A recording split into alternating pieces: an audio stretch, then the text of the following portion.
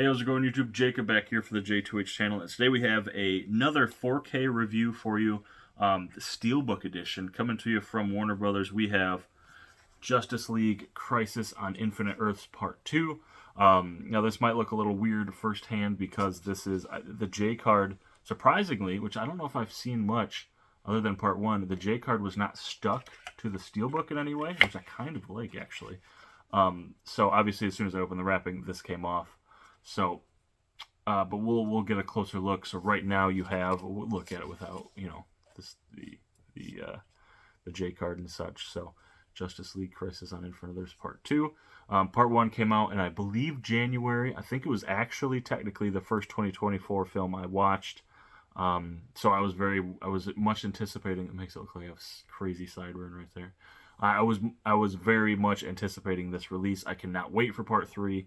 So yeah, I got a chance to check this out on physical format. Let's check out some of this artwork before I start reading the J card. So if you were to have it in the J card, which I will put it in a Steelbook protector, it'll look a lot like that. So you have your spine, very clean spine, exact same as the first one. It does not have that mural deal which they were doing, which I very much appreciate because I don't necessarily keep all of them, and I don't necessarily put them in chronological order. Sometimes I alphabetize them, and I'm sure you can tell right there if you zoom in. So, and then here's the back of the J card, which I'll read here in a second. So that's what it looks like with the J card on it. So we have JTwoH Master Audio, Dolby Audio, 95-minute runtime, PG-13 for violence, some disturbing images, and thematic elements. We have an endless army of shadow... Oh, sorry. I'll get to the plot here. An endless army of shadow demons bent on destruction of reality swarms over our world and all parallel Earths. The only ones opposing it are the greatest superheroes in the multiverse. But not even the combined power of Superman, Batman, Wonder Woman, Green Lantern, and their allies can slow the onslaught of this invincible horde. What mysterious force is driving it, and how do the long-buried secrets of the Monitor and Supergirl threaten to crush reality's last defense?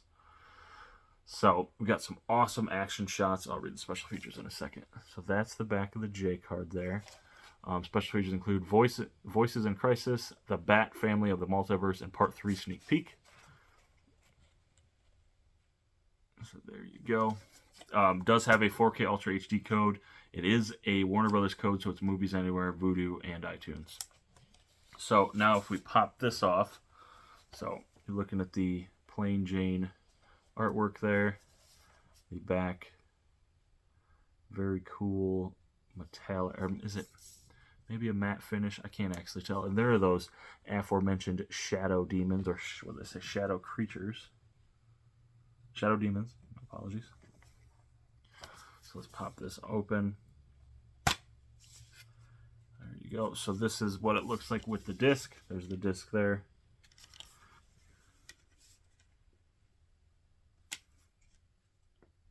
Come on. I try to be super delicate with these things popping out.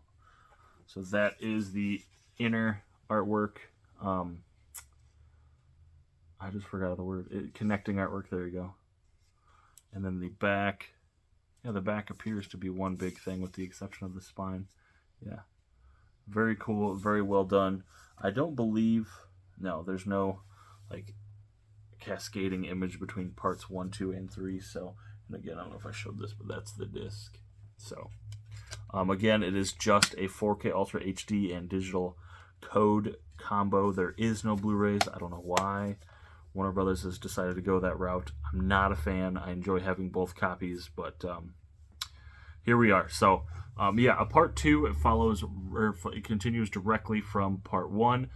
I enjoyed it. I don't believe I enjoyed it as much as part 1. It has the unenviable task of being the middleman. You know, it's, you know, like when they announced this, that it was going to be 3 parts. You have the first part, so it gets you there, it gets you hyped. You have the second part, and the second part is trying to continue there and hold your attention to bring you to the third one. But I kind of have read and heard some things about the third part. Some people who have cameos, some people who make appearances. So it's hard to not really look forward to the third one and keep your attention for the second one. There's nothing wrong with this. It kept my attention. I watched the entire thing. I enjoyed it. I will, you know, it will be on the shelf right next to part 2. I love that Batman Beyond. The way they do this and the artwork of the slipcover is really well done. So I'm recommending it to people who watched. Definitely, if you've watched the first one, why wouldn't you watch the second one? It's worth continuing. If you've read the comics, I'd say check it out. Though I have not, in all honesty, I have not read Crisis on Infinite Earths. So I can't. I'm not an expertise in any realm when it comes to DC. I'm just not. So, but I'm interested. So I'm not going to say you absolutely have to, but I'm sure you'd like to try to compare notes, etc. If you're an animated film fan of the DC, they produce some awesome hits. Check this out. DC fans in general. So if you fall under any of those umbrella, I would definitely say watch part 1 first, though, because I wasn't confused, but that's because I've seen part 1. So I don't have the hindsight to be like, you don't have to watch the first one because you won't have to know anything because I've watched the first one. So then again, it was 3 months ago, and there was pieces where I was like, oh yeah, it took me a second. So maybe part 1, maybe I should have done a refresher myself. But anyway, thank you so much, Warner Brothers, for sending me a copy to check out. You guys will have to let me know in the comments. If you liked the first one, what did you think? Could you're really excited to get your hands on the second one. What are we thinking on the third one? I'm personally very excited. I can't wait. I would assume, big assumption, not verified by anyone, it'd be a July or August release, given we're 3 months in after the first release. But yeah, I will put a link in the description if you guys would like to purchase this. The 4K is only available on Steelbook. There is no standard 4K with slip. There is a 4K Steelbook, there's the Blu-ray, and there's the DVD, and then the standalone digital, which you can purchase. So I'll put a link in the description to check out the 4K, which is the best possible quality to watch it. And the Steelbook is a nice added bonus. It is not an affiliate link. I don't get anything from it. So it's just to support Warner Brothers and not only keeping the DC films alive, but on physical 4K. This is a win-win-win. Absolutely love that we're still getting these in 2024, especially with how hard people are pushing streaming services and this, that, the other thing. So, yada, yada, yada. If you'd like to support my channel in any way, I will have links in the descriptions to my social medias, TikTok, Instagram, Twitter. I will have links to my eBay page and my Bluray.com page. I also have links to my Letterboxd and my TV Time, which is where I review all of the movies and TV shows I watch respectively. So thank you so much for watching. Be sure to like, share, and subscribe, and I will catch you later, YouTube.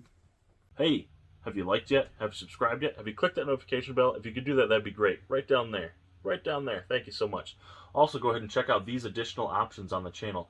There should be a video, maybe a playlist, maybe one of each for you to check out so you can stay on the channel and stay informed. And also over here should be the logo. Go ahead and click that. Click sub.